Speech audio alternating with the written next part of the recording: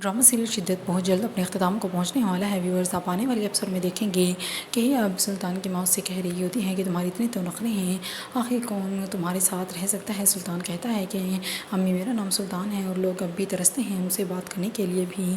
अब उसकी माँ उसे समझा रही होती है कि जो कुछ भी हुआ है ठीक नहीं हुआ और उस सबको ठीक करने के लिए उसे कुछ एफ़र्ट करनी चाहिए।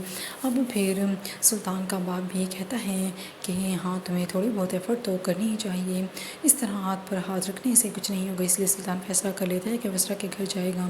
वसरा के घर जाता है, देखता है कि उसकी भाभी टेरेस पे खड़ी होती हैं। सुल्तान को देखते ही वो अंदर चली जाती हैं।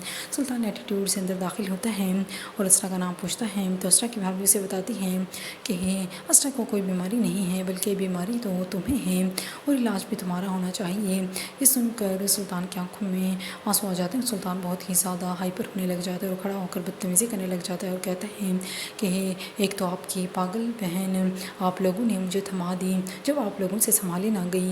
अब जब सुल्तान इस तरह से बात कर रहा होता है तो सरवर को बहुत ज़्यादा गुस्सा आ रहा होता है और कहता है कि खामोश हो जाओ। सुल्तान कहता है कि मैं क्यों खामोश हो जाऊँ, मैंने इतने अरसे से उसे बर्दाश्त किया है और आप लोगों ने एक बार भी मेरा शुक्रिया अदा नहीं किया। आप लोगों को तो मेरा शुक्रगुजार होना चाहिए था कि मैंने आपकी एक पागल बहन को झेला है।